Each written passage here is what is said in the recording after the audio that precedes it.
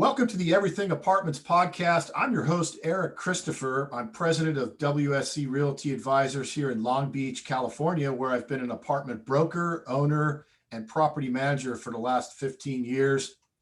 This podcast covers all aspects of multifamily investments, from buying and financing properties. We also cover day-to-day operations and management, and also into reinvestment strategies to increase your net worth.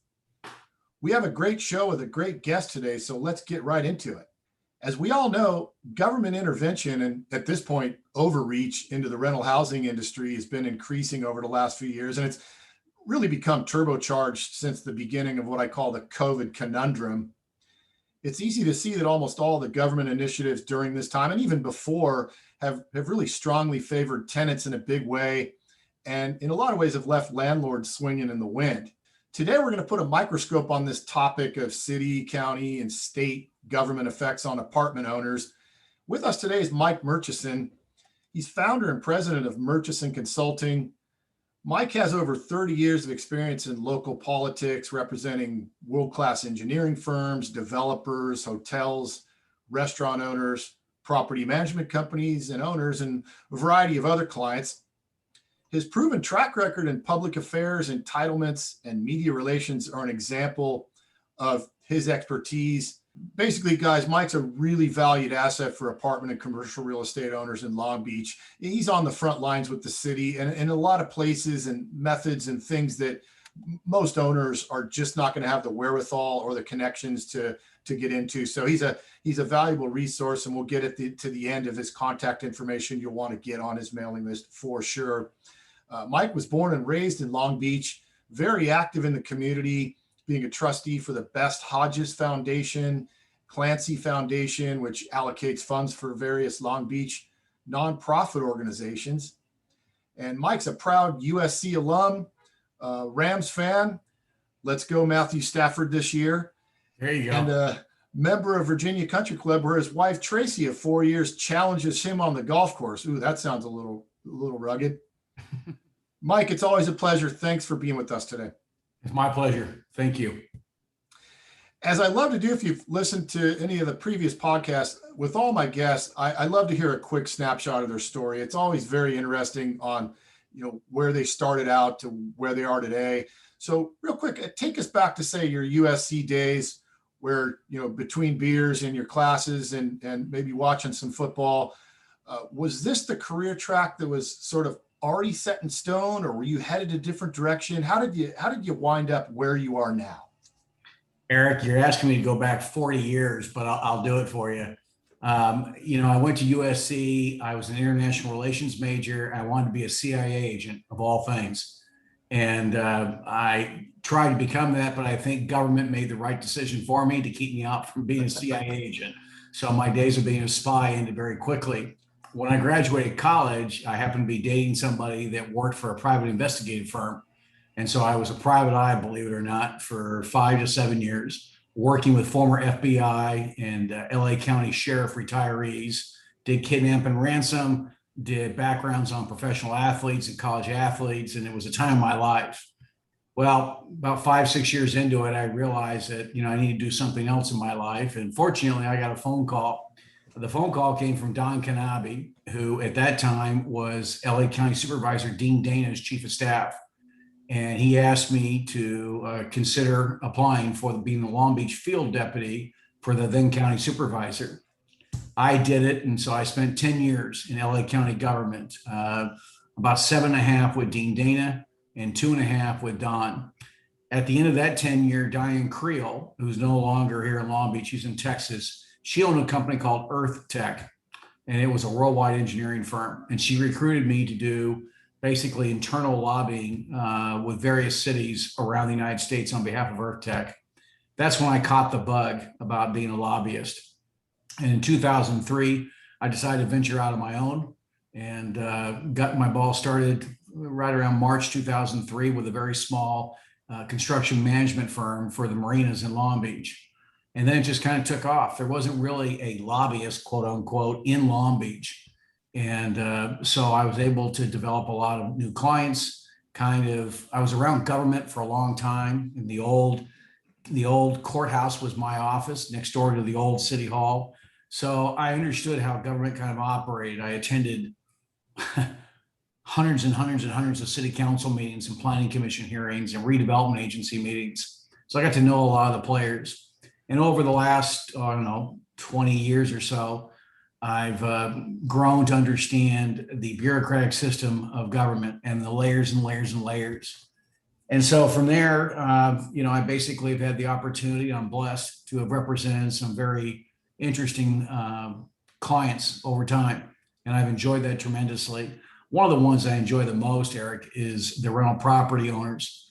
And that's been a great experience for me. It's made me understand, I met my wife, Tracy, and she owned rental property. So now I better understand that issue.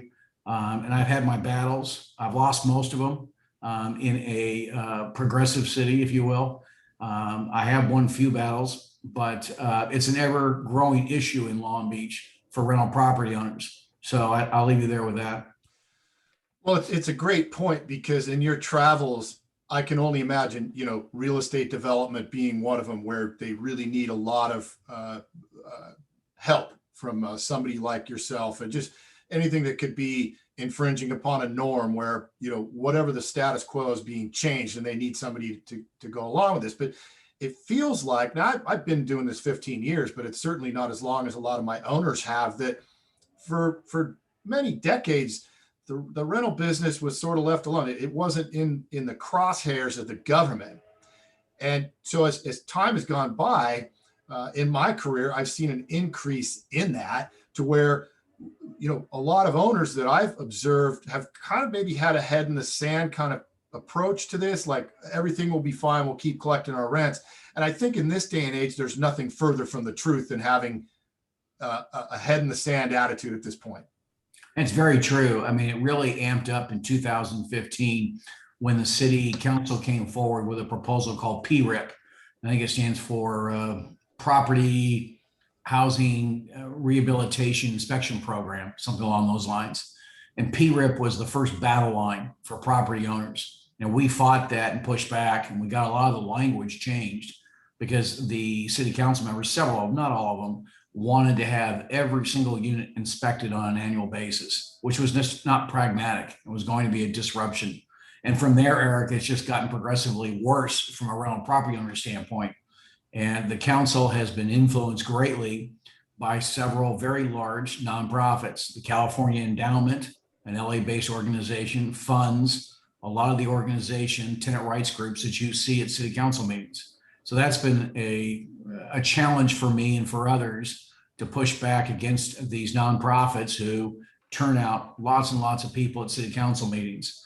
Tenant rights groups, Libre, Housing Long Beach, Legal Aid, and they're all having a voice with council members, and at least count to 5 council members. So there's been policies brought forward that have been very damaging to rental property owners, and then that's obviously, Eric, your audience knows about what's going on at the state and the county level with the eviction moratoriums and all that have been extended all the way up to, I think, September 30th now.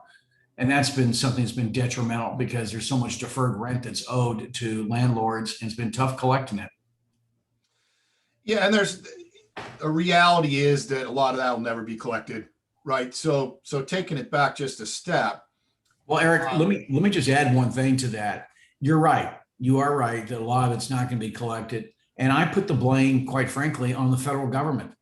The federal government is the one that issued out the millions and millions of dollars to the state, and then therefore down to Long Beach, but there were strings attached. And people don't read about that. They read about the headlines from the governor or a local mayor that says, hey, we've got millions of dollars to pay back all the deferred rent, 100% of it. Well, what they don't tell you is that the string, the big one is that your tenant has to make 80% or less of the area median income. And that's a small percentage of all the tenants in Long Beach. So Long Beach is sitting on millions of dollars that they can't spend, because the majority of the tenants don't meet that income ratio. And when they apply, they're turned down. So at some point, Long Beach is going to have to turn that money back and give it back to the Fed. So to me, a big part of this thing that could have been paid for all landlords is take that string out of it. That would have helped out significantly to all landlords in Long Beach. the income threshold, I was lucky enough to have a tenant that qualified and cooperated, because I've read other stories about tenants just saying, no, I don't want to cooperate, and letting that landlord swing in the wind. And I did read a report that only on the statewide basis that only approximately 15% of that money has been pushed out at this point. Yeah, and it's very similar to what the percentages are in Long Beach. I mean, as of a month ago, there was only 5,000 tenants that applied. I mean, how many tenants do you think live in Long Beach? Several hundred thousand At least out of a city of 500,000. Yes, let's take a step back real quick, because you're mentioning how, and I've seen this in the city council meetings, that the tenant rights or tenant advocacy groups seem very organized and mobilized. Vis-a-vis, I still get a lot of that laissez-faire attitude from ownership. Are they better prepared to fight in a public forum than the ownership side is? Or do they do a better job? There's no doubt in my mind. That's been going on for 3 or 4 years now. And the unfortunate side of it is that there are very few of me or Fred Sutton with the California Apartment Association or John Edmond with the Apartment Association. There's very few of us. And landlords get frustrated because, number one, council meetings go on forever and ever into the evening. Number two, you never know whether your item's going to get moved up or not. But these tenant groups, as I mentioned earlier, are compensated by California Endowment. They're funding these organizations, and these organizations are taking those funds and giving them out to individuals to attend council meetings to all hours of the night. They show up with their postcards, they show up with posters, they are very loud and they're boisterous. They leverage, the council members, a few of them, in terms of, hey, if you're not going to be on our side, then we're going to come after you. I mean, if you ask a council member, Eric, there's probably a multitude of them in Long Beach out of the 9, a majority out of the 9, that have had tenant rights groups protesting in front of their own home. Yeah, now, we've seen that in the news. You see that in the news, but you don't see it on the local level as much as it's transpiring. And to me, it's unfortunate.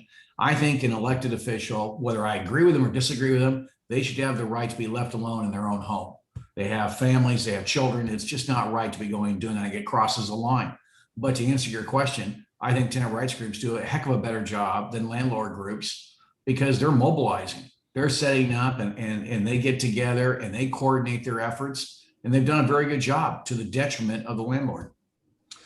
No, absolutely. And I think you're tiptoeing into a waters that it kind of encompasses our whole sort of political landscape now, that you're really not allowed to have an opinion if it doesn't agree with the left. And that opinion, the position of council, I think when I look at it from a state down to city of Long Beach lens, I see the same dynamic, right? We've got a far-leaning, left-leaning government all the way up and down, and they're catering to their voter constituency, which, oh, by the way, are typically renters. Okay, most of the apartment owners I know probably would, and I haven't surveyed this, Mike, but I think they're, in them being more business proactive, they're probably going to lean a little more right. So you've got this natural divide.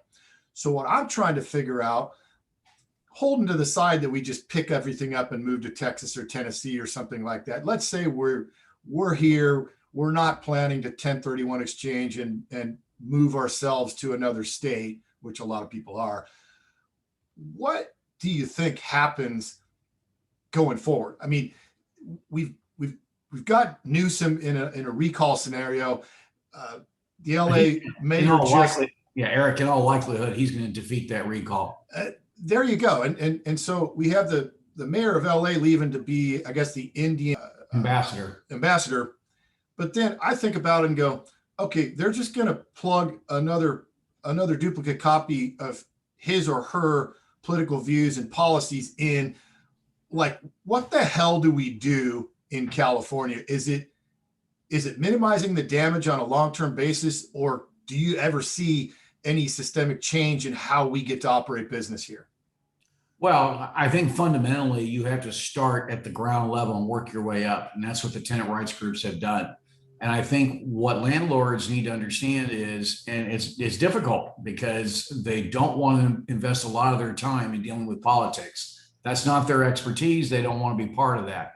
The reality of it is that if you don't change out the electorate, if you don't change out several council seats, you're going to be stuck for the next 4, 5, 6, 7, 8 years with a progressive council that's going to be anti-landlord, in my opinion, and pro-tenant. So I would tell your viewers, they've got to get involved with the upcoming elections for the odd seats in Long Beach in June of 2022. That's an automatic. If you don't like how a council members voted that's impacted your pocketbook, well, then you know what? You've got to make that change. You've got to get, ownership together and get behind a candidate that's pro-business and flip it. You have very big time supporters on the property owner side in Susie Price, Daryl Supernaw, and Stacey Mungo, but you need 5. You got to have 5 votes. And I think that they're not the other side of the 5 votes, the super majority. They're not done. There's still issues that are sitting out there. You've got the substantial remodel. That's going to lead potentially into a very big ordinance that will create potentially a new department or a new bureau. You've got the 5% plus CPI. Wouldn't surprise me at all this calendar year that they reduce the 5% or get rid of it and just go with CPI. Things are changing, and there's only so much that I can do or a few others can do, but we've got to collectively get together and make some fundamental changes. That means that we've got to partner with other pro-business groups, get the chamber together with CAA, with the apartment association, with SPOA, potentially with the police officers association, maybe PWR, which is the residential real estate side. I mean, we've got to come together to realize that the Long Beach we knew several years ago is not the Long Beach today. And it, to me, is going in the wrong direction. Tenants have a right to be, a right to have housing, but they also have a contractual obligation to pay for that housing. This is not a freebie all the way around. And it's becoming worse and worse. And to me, Long Beach is old housing stock. So if there are strings attached to doing a substantial remodel that precludes you from doing it for financial reasons, what's going to happen to that old housing stock?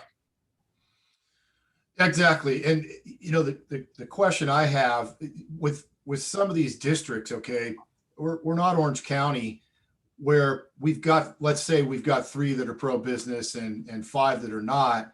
My question is, in some of these districts that just feel like they're just as far left as you can get, I mean, how do you turn that district when the constituency there is so embedded in what they've been doing and the people they're putting out there?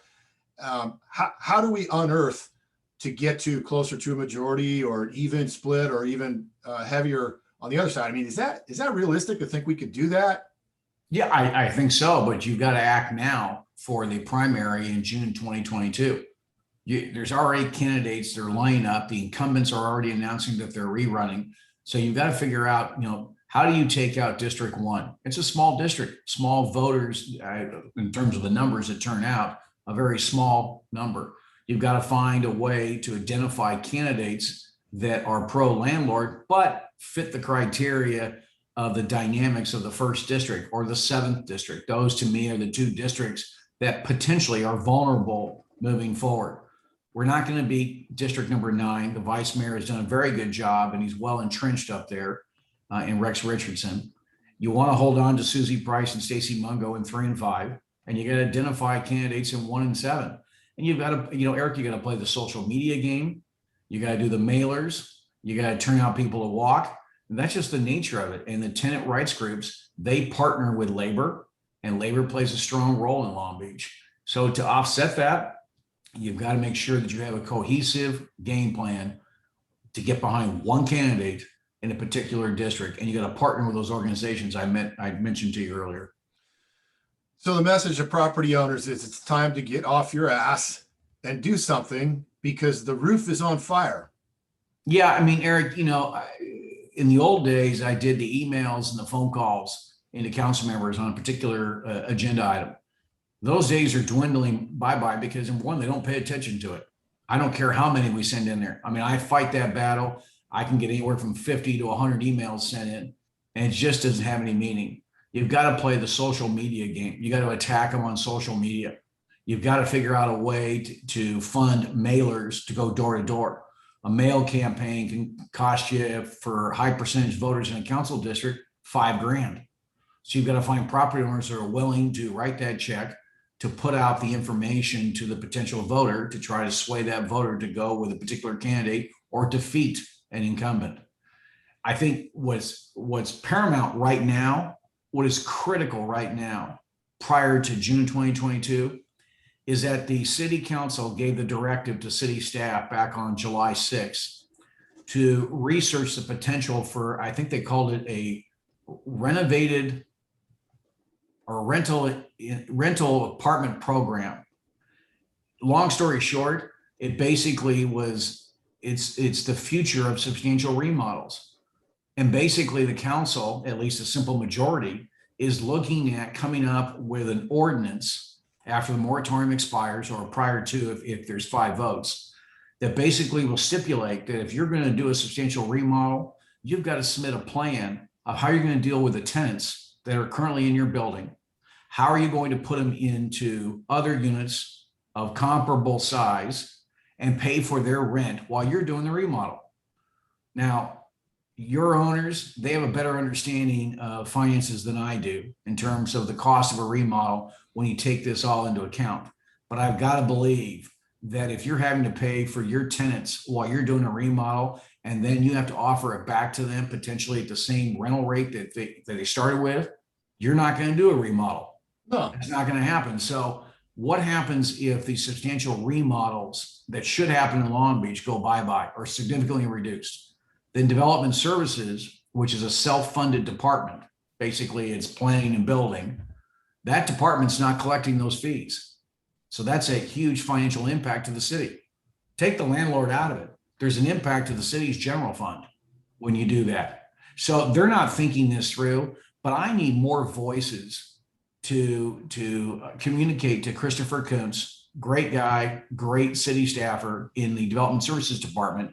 He's been charged with going around and interviewing rental property groups to kind of get their input into this. But individuals have got to voice their concerns. Individual owners have got to reach out to the mayor and the vice mayor. Those are the 2 critical elected officials, in my opinion, to communicate with them about, hey, city, if you're going to tie us down with some of these restrictions on how we do a substantial remodel, then we won't remodel and we'll just have an old housing stock.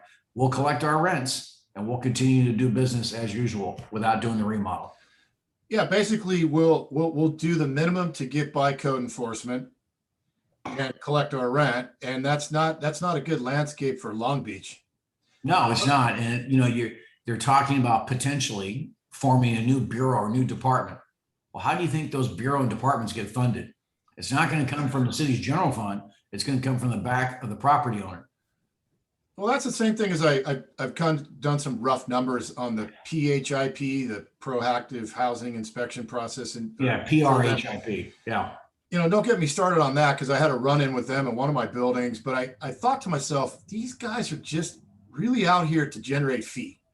Nitpick, like I'm not going to get into the story, but it's the most wildest citation that I got on this one building.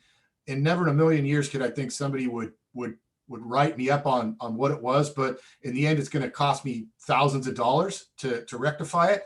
And I'm thinking the whole time, I'm going, okay, all these fees are paying for you guys to go out and do this, but you're looking just as forward to getting permit fees, which if I want to paint a wall to correct this citation, I have to get a permit. And I'm going, this is just a revenue stream for the city is what I feel like it is. Yeah, but you gotta understand 2 things. One, in your particular situation, you and your clients should set up a meeting with Oscar Orsi, who is the department head for development services. Get his, I think it's Carl Wiggleman, I believe, is the head code inspector, and get the 2 of them on a Zoom call and talk about your experiences with the PRIP program. That's something that you can do as a proactive effort that you can do from your home and talk about that with your clients. On the bigger side of it, how PRIP came about, that was State Senator Lena Gonzalez, who formerly was a city council member. She's the one that brought the PRIP program forward from a policy directive, had staff write it all up, had the city attorney's office review it for legal, and then it was brought back to council to determine, whether they were going to sign off on this ordinance. So my suggestion, and I say the same thing, you've got to change the dynamics of the city council to have 5 votes to flip and get rid of PREP. Otherwise, PREP's going to continue. So it sounds to me as you're intonating, I mean, the time is now. We have some time before 2022. We have to put a concerted effort behind changing the complexion of our city council. Apartment owners that have been asleep at the switch collecting their rents for all these years need to rethink their position for the future. Now let's circle toward this, because I think it's all intertwined before we wrap up. How does the SPOA relate to all this stuff, with regard to, what you mentioned before? And I've heard of the thing, but I need to know more about it, for one. But the relation to the apartment associations maybe not being as political as it needs to be, and is SPOA is a Long Beach domicile organization, correct? Tell me more about the SPOA and how maybe it can serve owners and the greater good. So SPOA, which the acronym is the Small Property Owners Alliance, came about in about 2016-17, when several of the apartment association board members were frustrated with the lack of political interaction. You need to have the ability to communicate with your elected officials. Whether you're on one side or the other side of how they feel, you need to have the ability to get in there and express your position on a particular agendized item. And so there was some frustration with several apartment owners or property managers. And so they came together and they formed a new organization called SPOA. And SPOA, over the last 4 or 5 years, has been very active politically. They have done fundraisers for council members. They've invited council members to come in and speak to their group. They have reached out to Oscar Orsi back when Oscar was running code enforcement, prior to him being a department head, to have him do on a twice a year basis, meet with the SPOA group, which is about 25 people, 30 people, but they're very influential people. They're very well known in Long Beach. And I think that organization, combined with the apartment association, combined with CAA, you bring those collective forces together on behalf of rental property owners and or property managers, and you have a strong basis within which to work with the city council. So SPOA has taken on that leadership role. I work on behalf, SPOA is one of my clients, and they're on the front lines, and they're not going to win every battle right now. That's just the way things are set up. However, they're voicing their opposition, specifically on the substantial remodel issue that's going to be coming back to council probably in September. And you're going to have those voices at the table prior to September and talking with their council member and senior staff about rental property owners' opposition to potentially what's coming back to council, which is, if you read that agendized item from July 6th, it's not good. And it's basically going to mean more permits, more fees, and you're going to have a game plan for your tenants if you want to do a remodel. So to me, advocacy is at the forefront. You got to get out in front of it, and SPOA does a very good job of that. So perfect. So because I think, speaking on behalf of a lot of my clients and myself as well, we're probably all a member of one of the 2 apartment associations, AGLA or AOA. You use it for your forms. You look at the little magazine they send you, right?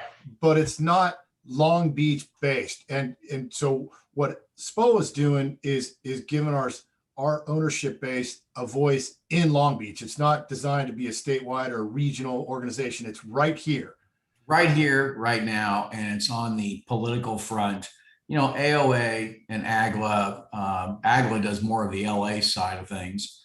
And AOA is not political advocacy. They run their events. They have you fill out the forms. You need more than that. You need the political advocacy. You need people talking to council members to explain to them what the investment of a rental property owner means, the cost involved. You're a housing provider first and foremost. You're there to provide housing for tenants. So you want the city council to listen to you based on your experiences. Filling out the forms and all that in terms of how you run a rental property, that's one aspect of it, but it doesn't deal in the political front, and SPOA deals on the political front. So basically, anybody listening to this, and I will take my own advice, is join SPOA. Is it an easy thing for apartment owners to join that? Yeah, you just have your apartment owners give me a call and I'll run their names by the senior leadership of SPOA. Unfortunately, we just lost Malcolm Bennett, who passed away, and he was one of the leaders. So we're having to fill that void. Elaine Hutchison, who runs Paragon Equities, a property management firm, is very, very active in it. Christy Paps Kinney is very active in it. Keith Kennedy is the chair of SPOA. So there's a lot of well-known names on the political front, but the more we have, the better. And we just need people active that are willing to have those conversations with the elected officials and, quite frankly, with city staff, as you mentioned, on the PRIP program. So you heard it here. If you're an apartment owner and you're not looking to get involved with SPOA and you own in Long Beach, I think you're doing yourself and the whole industry a disservice. We've heard the tenant rights groups are mobilized, they're organized, they're well funded. A lot of us have sat back and just sort of enjoyed the rental property that we've owned and not really had to get involved in this. But the message is from Mike here, it's got to change now. Otherwise, I mean, we could move ourselves into a place where it feels a lot like the entire rental housing market is going to become socialized, right? I can see that. I could see that in California if we don't push back and organize ourselves and get funded, that we could wake up 10 or 15, 20 years from now and go, oh yeah, I'm just a vehicle for the government, for them to run a socialized housing program that I own and I get a little money for on the side. But the loss of all the rights and liberties around real estate is in play right now. So SPOA is out there doing the work and getting in front of these city people. They need some money. They need your voice. So I'm going to follow my own advice and get involved with that right away. Mike, let's leave it there for today, just so we don't kill everybody's day.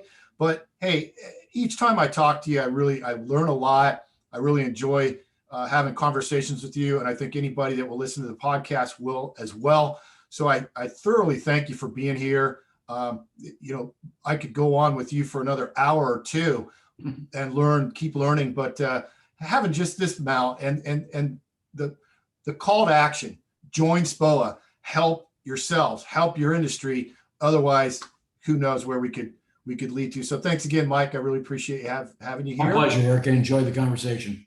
And thank you, everybody, for listening to the Everything Apartments podcast. Stay tuned for a new episode soon. Again, I'm your host, Eric Christopher. Have a wonderful day.